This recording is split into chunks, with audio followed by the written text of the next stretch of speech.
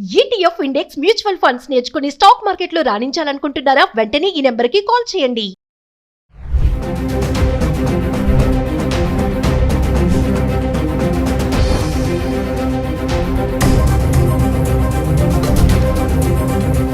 నమస్తే, welcome back to Suman TV. ప్రస్తుతం మనతో పాటు ఉన్నారు analyst, TEDx speaker, legendary award winner in real estate doctor Nandi Rameshwar Rao గారు. సార్తో మాట్లాడదాం. నమస్తే సార్. సార్, ట్రంప్ మనం చాలా వీడియోస్ చేస్తూనే ఉన్నాం. ఇప్పుడు రీసెంట్గా చూసుకుంటే H1B వీసా రూల్స్లో మార్పులు చేర్పులు జరుగుతున్నాయి. ఇంకా డిపెండెంట్ వీసా ఎవరైతే ఉన్నారో వాళ్ళకి కొంచెం టెన్షన్ అని చెప్పేసి అంటున్నారు. డిపెండెంట్ వీసా ఉన్న వాళ్ళు మరి రెన్యువల్ చేసుకోకపోయినా వచ్చే ప్రమాదాలు ఏముంటాయి అంటారు ఒకసారి? ట్రంప్ వచ్చిన దగ్గర నుండి చాలా మందికి గుండెల్లో రైలు పడరు. ఇంతవరకు ఇండియాకి పరిగెట్టి ఇప్పుడు అమెరికా వరకు కూడా పరిగెడతారు. ఎందుకంటే ఆయన ప్రెసిడెంట్ అయ్యి దాదాపు 2 నెలలు hours, I think 20 correct 2 months అనుకుంటా. 21 ఇవాళ 21 కదా. So 2 months correct time set అయింది. ఈ 2 months లో కొన్ని అలజడులు బాగా క్రియేట్ చేసాడు. ఏంటంటే మనం చెప్పుకుంటూ వచ్చి ఒకసారి రిపీట్ చేయడానికి, బర్త్ టూరిజం మార్చాడు, వీసా ప్రొసీజర్ మార్చాడు, లాటరీ సిస్టమ్ మార్చాడు, పార్ట్ టైం జాబ్స్ మార్చారు, ఇల్లీగల్ అది మాత్రం పాజిటివ్ గా తీసాడు. ఆ పాయింట్ వరకు ఇల్లీగల్ ఇమిగ్రెంట్స్ ని తీసేయడం కరెక్ట్. ఎందుకంటే ఆయన ఓట్లు గెలిచిందే ఆ పేరు చెప్పి చేశారు. మేము ఇల్లీగల్ బయట వాళ్ళని పంపించేస్తాం, ఎవరైతే క్వాలిఫైడ్ కదా, ఎవరైతే స్కిల్డ్ లేరో వాళ్ళని పంపించేస్తాం, ఆ ఓట్లో ముందే చెప్పాడు ఆయన. సో అది ఆయన కంట్రీ కోసం ఆయన స్వార్థం ఉన్నట్టు తప్పలేదు. మిగతా కొన్ని డిస్టర్బెన్స్ ఉన్నా ఈ ఇల్లీగల్ ఇమిగ్రెంట్స్ అనేది ఏం చేశారంటే దానికి సపరేట్ ఆయన ఏమంటున్నాడు, మన వాళ్ళకంట ఇతర దేశస్తులు ఎస్పెషల్లీ ఇండియా వాళ్ళు బాగా ఎక్కువ సంపాదించి మంచి పొజిషన్స్ ఆక్యుపై చేస్తున్నారు, సీనియర్ పొజిషన్స్. బిజినెస్లో కూడా కన్సల్టెంట్స్ కూడా మన దగ్గర మన వాళ్ళు ఎక్కువ అరేంజ్, రెస్టారెంట్స్ కానీ, హోటల్స్ కానీ, మిగతా హాస్పిటల్స్ కానీ, ఇంజనీరింగ్ ఇన్స్టిట్యూట్ కానీ, అందరూ కూడా అమెరికన్స్ కంటే మనం బాగా పోయింది. Because our IQ level is very good compare to other literacy in India. North ఇప్పుడు వెళ్తున్నాను నేను, బీహారు, యూపీ చూస్తే లిటరసీ ఉంటుంది అక్కడ 5-10% ఉంటే ఎక్కువ. మనం 90% లిటరసీ ఉంది యాక్చువల్గా విలేజ్లు బట్టి తీస్తే.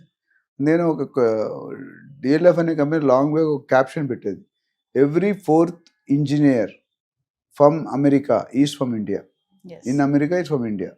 Every 4th engineer from India is from south, every 4th engineer from south is United UP and AP and Telangana. అది మన హిస్టరీ. అంటే ఇంజనీర్కి అంత రెస్పెక్ట్. అట్లనే డాక్టర్. ఈ విధంగా చూసుకుంటే ట్రంప్ గారు ఏమంటారంటే, ఎంతవరకు మన ఇండియాని ఎంచుకోవడానికి కారణం ఇండియా కానీ, చైనా కానీ, మెక్సికో కానీ, పనామా ఇవన్నీ కూడా ఎందుకు, our labour cost is very cheap. $10 $15 గంట ఇస్తే పని చేస్తాం. అదే పని సేమ్ వర్క్ $50 ఇవ్వాలి గంట. అంటే $50 వర్సెస్ $10, 40 అంటే 80% సేవింగ్ మనకు జాబ్ ఇచ్చిన్నారు.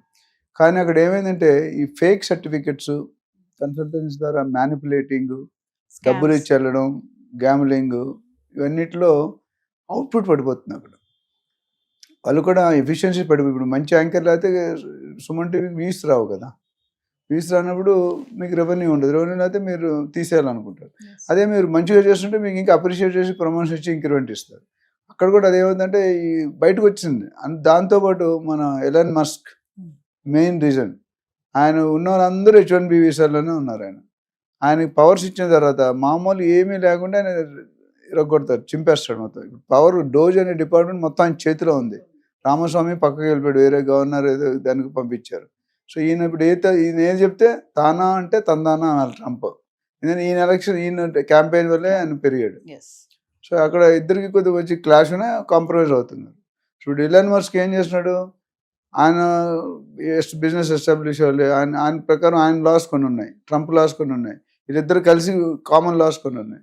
ఇప్పుడు ఏమవుతుందంటే డిపెండెన్సీలో జనరల్గా అంత ముందు ఏమైందంటే తల్లి తండ్రి అక్కడ ఉండి పిల్లలు అక్కడ పుడితే 21 years వరకు డిపెండ్ ఉంటాడు. తర్వాత స్టూడెంట్ వీసా వచ్చేస్తుంది.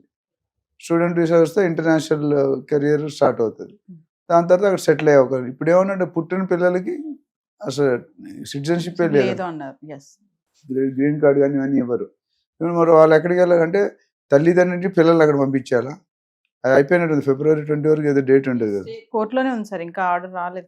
అంత ఈజీ కాదు అది. ఎందుకంటే 150 years బట్టి ఉన్న లాని ఒక్కసారి కదిలించడం అంత ఈజీ కాదు. అంటే ఈవో సైన్ చేస్తాడు executive order, but EO sign చేసిన ఆర్డర్లన్నీ అమలు పరచాలని ఎక్కడ లేదు. ఎందుకంటే సెనేట్ ఉంటుంది, వాళ్ళకి క్యాబినెట్ ఉంటుంది.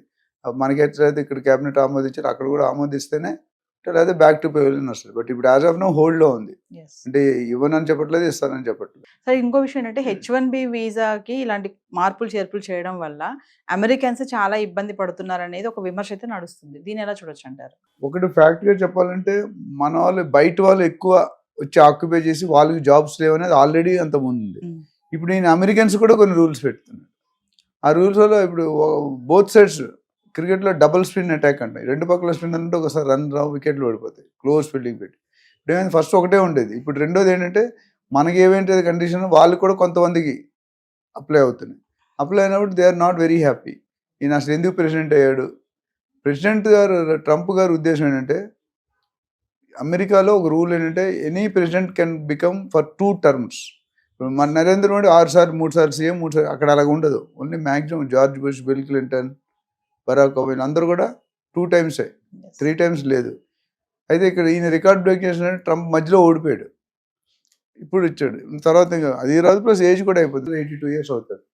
సో నేను మళ్ళీ ప్రెసిడెంట్ అవ్వాలను, నేను ప్రెసిడెంట్గా దిగిపోయే ముందు హిస్టరీని రీరైట్ చేస్తాను, అందుకనే 150 సంవత్సరాల చరిత్ర గల పాలసీని నేను మార్చానంటే చరిత్రలో ఉండిపోతాడు. చాలామంది నేను ఒకసారి చెప్తుంటాను మీటింగ్స్లో, మీరు చదువుకున్న స్కూల్కి కానీ కాలేజీకి కానీ మీరు ఎప్పుడైతే చీఫ్ గెస్ట్కి వెళ్తారో ఆ రోజు మీరు ఆనందంగా ఉంటారు. మీరు జేడి లక్ష్మీనారాయణ చెప్తారు, ఇది ఐపీఎస్ ఆఫీసర్, మీరు ఆటోగ్రాఫ్ అడగడం కాదు, మీ ఆటోగ్రాఫ్ అడగాలి. మీరు జనంలో ఒక మెంబర్గా ఉండకూడదు, మీరే రీజన్ అయ్యి జనాలు మీకోసం రావాలి. ఈ పాయింట్ చూసుకుంటే చాలా ఇంపార్టెంట్. అంటే లైఫ్లో ఏదో సాధించినట్టు. మన స్కూల్కి మన చీఫ్ గెస్ట్ అంత అదృష్టం ఎంతమంది వెళ్తారు? కమింగ్ బ్యాక్ ఏంటంటే ఈయన ట్యాక్స్లు ఇంపోజ్ చేస్తాడు ఇండియన్ గవర్నమెంట్. ఇండియా వాళ్ళు చేస్తాం కాబట్టి మేము కూడా పెడతాం, వీలైతే 100% పెడతాం. అంటే బయటికి బాయ్ అయినా లాన్ ఉన్న యుద్ధాలు జరుగుతూనే ఉన్నాయి. కనిపించిన మహాభారతం యుద్ధాలు ఉంటుంది కదా, అట్లా కురుక్షేత్రం అట్లా ఉన్నదన్నమాట. సో ఓవరాల్గా చూసుకుంటే students are not happy, H1B visa are not happy, employment already కొన్ని వేల మంది లిస్ట్ అయ్యారు. లాస్ట్ టైం 18,000 కొంతమంది వచ్చేసారు, ఇంకా కొంతమంది వస్తున్నారు. రానున్న రోజుల్లో లాస్ట్ టైం మాట్లాడుకున్న 54 లక్షల్లో 18 లక్షలు ఇల్లీగల్ ఇమిగ్రెంట్స్, చదువు లేకుండా, స్కిల్ లేకుండా, నాలెడ్జ్ లేకుండా, ఫేక్ సర్టిఫికేట్స్ పెట్టి. అది చేయకూడదు. నాకు ఇప్పుడు ఇండియా కూడా ఒప్పుకుంది తీసుకోండి, ఎందుకంటే జెన్యూన్ రీజన్ చెప్తున్నాడు ఆయన కొద్ది క్రాక్, కొద్ది నాటి అయినా ఆయన దేశం కోసం ఆయన కష్టపడంలో ఎటువంటి తప్పు లేదు. అయితే ఈయన తీసుకున్న యుఎస్లో ఎకానమీ బట్టి మిగతా కంట్రీల ఎకానమీ డిపెండ్ అయి ఉంటుంది. ఇప్పుడు చాలామంది ఏమంటారు, ఇంకా ఇలా జాబులు తీసుకుంటూ పోతే నెక్స్ట్ పరిస్థితి ఏంటి? ఈ జాబులు అప్పుడు వాళ్ళకి ఆల్టర్నేటివ్ ఏం చెప్పాడు, మీరు లీడర్స్ని డెవలప్ చేయండి. ఇప్పుడు మీకు టీమ్ లీడర్ ఉన్నాడు మీ కంపెనీలో, సిఇఓ ఉన్నాడు, డిఫరెంట్ పొజిషన్స్ ఉన్నాయి. ఎందుకు? Level of hierarchy. అట్లా అక్కడ కూడా లెవెల్ ఆఫ్ హైరారీ కొంతమంది లీడర్స్ని అపాయింట్ చేసి డైరెక్టర్గా వాళ్ళని ఇండియన్స్ బయట ఆ పొజిషన్ భర్తీ చేయడానికి మీరు టీం డెవలప్ చేసి ట్రైన్ చేయండి అంటున్నాడు. అంటే ఈజ్ వెరీ క్లియర్ దట్ ఇప్పుడు ఈ doesn't want others to come. కొత్త వాళ్ళు వెళ్ళడం అనేది కళ. 2010-11 తర్వాత అప్లై చేసిన వాళ్ళు ఎవరికి లక్షల్లో వెయిటింగ్ ఉంది, ఎవరికి వచ్చే దాఖలాలు లేవు. అంతమంది 2010 ముందు వెళ్ళిన వాళ్ళు బతికిపోయారు, వాళ్ళకి ఛాన్స్ లేదు. Waiting list too much. మా సెకండ్ అవార్డు క్లబ్ అని ఉంది మారేడుపల్లిలో, 30 years వెయిటింగ్ లిస్ట్. ఇవాళ అప్లై చేస్తే మీరు 35 అనుకోండి, 40 అనుకోండి, 70 సంవత్సరాలు అప్పుడు మీరు ఏవే ఎంజాయ్ చేస్తారు. బట్ ప్రీమియం క్లబ్, ఇండియాలోనే one of the top most club. అక్కడ వచ్చే వాళ్ళు కలెక్టర్లు, ఐపీఎస్, బిజినెస్ మెన్, ఎండీస్ వాళ్ళు వస్తారు. సో ఓవరాల్గా చూసుకుంటే ఇది ఇంపాక్ట్ అనేది కొద్దిగా పడుతుంది. ఎందుకంటే ఇప్పుడు ఆల్రెడీ యుఎస్ ఎంప్లాయ్మెంట్ తిరిగి వచ్చిన వాళ్ళు, కొంతమంది స్టూడెంట్ వీసాలో మనం లాస్ట్ టైం అడుగుతాం ఓపీటీ, అందులో రూల్స్ మార్చాడు, లాటరీ సిస్టమ్ రూల్ మార్చాడు, వీసా రూల్ మార్చాడు, ప్రొసీజర్ మార్చారు, ప్రీమియము, నార్మల్, ఆర్డినరీ. సో ఇవన్నీ చూసుకుంటే ఇంపాక్ట్ అనేది ఇండియా మీద డెఫినెట్గా కొద్దిగా పడుతుంది. ఇప్పుడు ఏమంటారంటే మీరు కానీ ట్యాక్స్లు తగ్గించకపోతే మేము డబుల్ ట్యాక్సేషన్ చేస్తామని చేస్తున్నాం. అట్లానే ఇప్పుడు పెట్రోల్ కానీ, డీజిల్ కానీ, ఆయిల్ ఇవన్నీ కూడా మిగతా దేశంలో ఏవైతే వాళ్ళు ఇంపోర్ట్ చేసుకుంటున్నారో అది కూడా ఇక్కడ డెవలప్ చేయమన్నాడు. అమెరికాలోనే డెవలప్ చేయడం వాళ్ళు తీసుకోం. డెసిషన్స్ అన్నీ ఎట్లా ఉన్నాయంటే కొద్దిగా హార్ష్గానే ఉన్నాయి. సో ఎంతవరకు దారితీస్తుందో మనకు తెలియదు. ఏదేమైనా సార్, ట్రంప్ వచ్చిన 2 నెలల్లోనే చాలా ఆయన పరిపాలన ఏం సరిగా లేదు అని చెప్పేసి అమెరికన్స్ నుంచి కూడా ఒక విమర్శ అయితే నడుస్తుంది. దాన్ని ఎలా చూడొచ్చు అంటారు? ఇప్పుడు అది నేను 100% అగ్రీ అవును. ఒక గవర్నమెంట్ వచ్చినప్పుడు అపోజిషన్ ఎన్నైనా చెప్తారు. ఇప్పుడు మీ ఛానల్సే కొన్ని ఉన్నాయి, పేర్లు చెప్పాం. కొన్ని ఛానల్స్ బీజేపీకి సపోర్ట్ చేస్తాయి, కొన్ని ఛానల్స్ కాంగ్రెస్ సపోర్ట్ చేస్తాయి, కొన్ని ఛానల్ వైసీపీ, ఏదో ఉన్నాయి. సో ఫర్ ప్రో అండ్ రెండు పక్కల వయసు వరుస ఉంది. కొంత అయితే మార్కెట్లో వచ్చే నడుస్తుంది వాస్తవమే. బట్ కొన్ని మంచి పనులు ఎవరు చెప్పట్లేదు కదా, ఓన్లీ చెడ్డ పనులు చెప్తారు. అమెరికా అంటే ఇంతవరకు ఇతర దేశాల మీద యాక్షన్ తీసుకున్నాడు, ఇప్పుడు ఏంది అమెరికన్స్ మీద కూడా యాక్షన్ బౌన్స్ బ్యాక్ అవుతున్నారు.